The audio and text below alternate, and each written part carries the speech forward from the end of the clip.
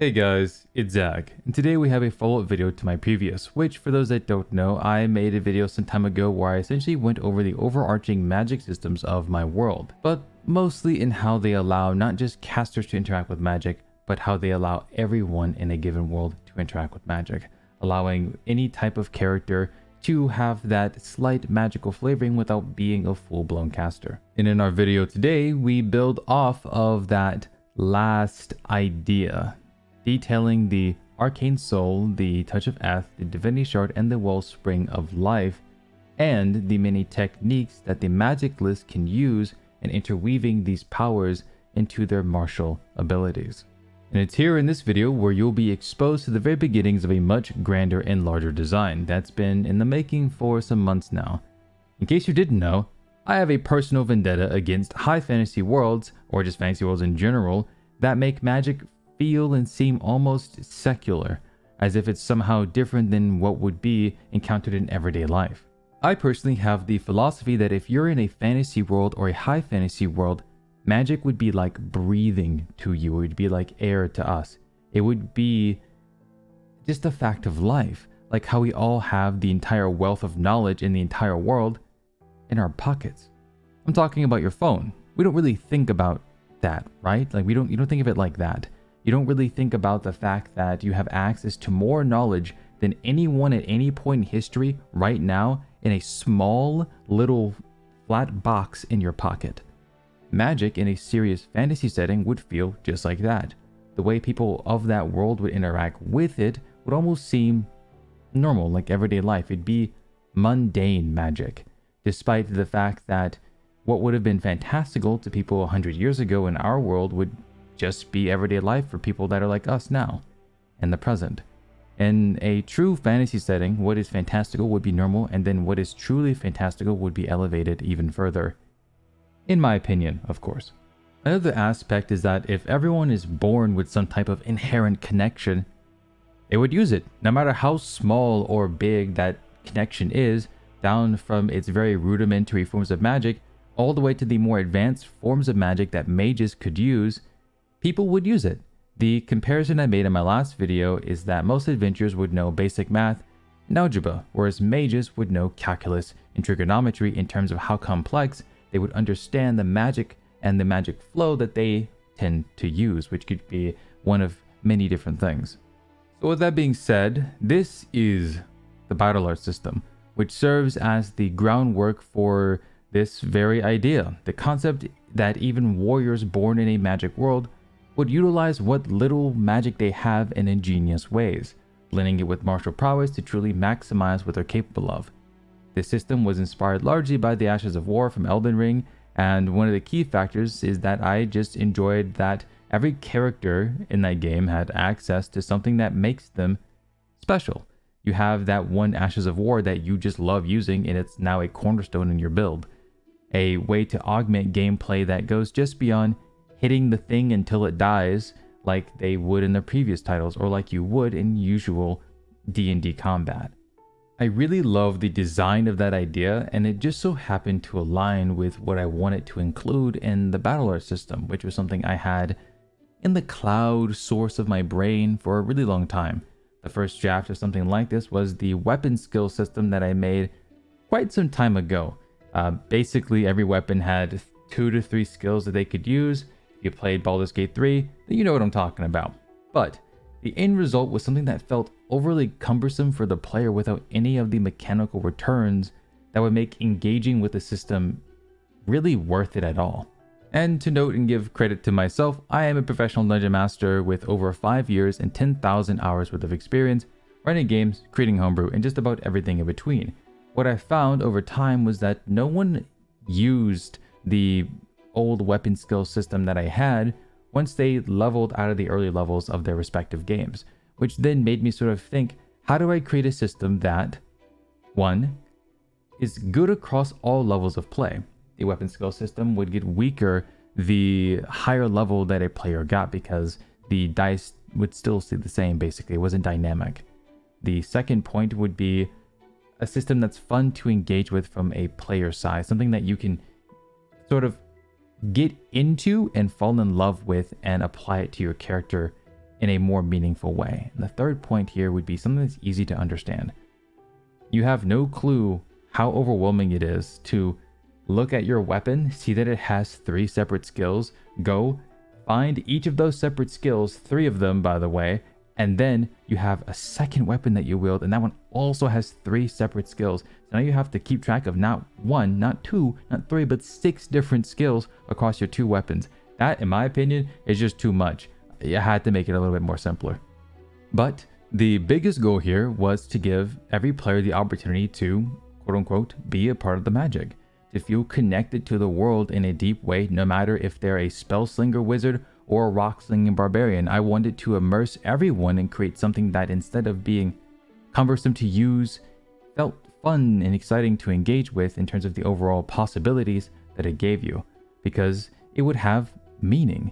The mythic fount chosen would have a much larger implication, not only for their character sheet mechanically, but for their character in the narrative they're playing, which is 30 times more important than whatever is on the character sheet. But there may be that person that's thinking to themselves, well, how does this factor into the story at all? How does this even help the story? Well, at least within my narratives and stories that I tell, it would mean a great deal. Each of these intertwining systems all build up to a genuine connection to the world around the character. It allows the player to also explain the source of their strength more directly if they'd ever feel the need to want to or need to. So within my narrative, instead of just going, yeah, I just get angry, I don't know, I just get mad and just don't get hit, and it's great, they'd have an actual explanation, something kind of like, I empower my life essence to protect myself from injury, in the case of Ki. If you've enjoyed the discussions thus far, be sure to subscribe if you'd like to gain access to a plethora of D&D related content, such as feature-rich spell binding systems, my way of creating binding vows for D&D, by the way, which has over 50 total binds you can take, or the battle art system you'll be seeing here in a video, which will be released pretty much when this video goes out, so you should go check that out. It'll release with 40 total battle arts, with 10 across each of the mythic fount magic types that were spoken about in my previous video. The plan is to eventually and inevitably cover almost every Ashes of War in Elden Ring, or most of what would fit what I'm looking for, and also toss in some of my own, so it's going to easily end up being over 100. Which, now that I said that number out loud, sounds a little absurd, but I'm like already halfway there. So if you'd like to get access to that content and more, be sure to head over to my Patreon, The Mythweaver's Loom.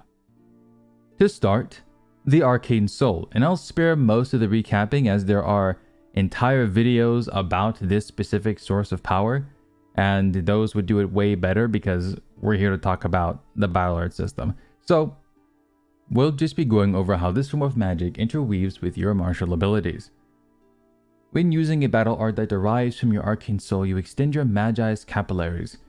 Those are basically metaphysical veins that run through your entire body.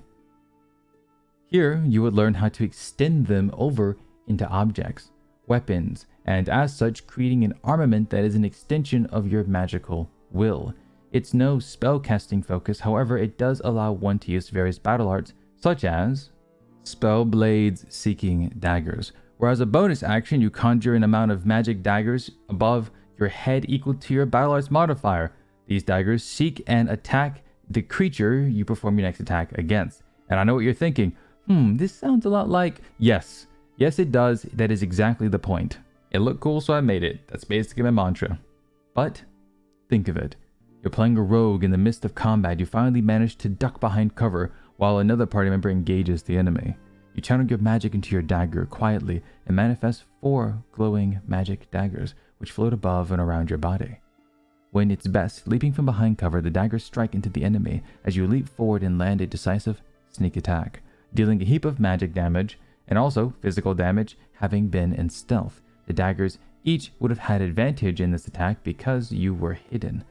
And now if you're thinking, couldn't you just counterspell it? You know, I'm just going to say it. No, you can't. Because you can't counterspell a fist, right? Well, bringing our metaphor back to full circle, 1 + 1 = 2, and 2 can't be counterspelled because you can't counter a spell that isn't an actual spell. See, you're just trying to counter what is effectively a fist with some magic on top of it. Not really gonna be possible. And that's sort of the beauty of simple magics. There's nothing to counterspell because it isn't a spell. Likewise, dispel magic would just be slightly useless, as it would only simply disrupt the ability to conjure that type of magic in the first place, but it wouldn't necessarily take anything away from that person's ability to just do it again. I've always imagined spells like counterspell and dispel magic were used against other mages mostly, which is why they were probably created in the first place.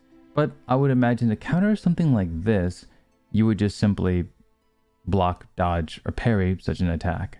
Moving on to the Divinius Shard, our divine magic casting system, where you call upon the divine essence that is dwelling within you, left behind by the gods that created you. One of these wills is a more protective one, akin to a parent to a child. This would allow you to utilize the battle art known as Sanctify Area. The lingering protective will of the Anti-Divinius bursts forth from you as you raise your shield and call upon a protective battle art, creating a 15-foot radius around you, causing all creatures within to slowly regain a number of hit points equal to your mythic modifier over the course of 1 minute. While this may sound lackluster at first, you have to keep in mind that this is all class agnostic under the Mythic Found system.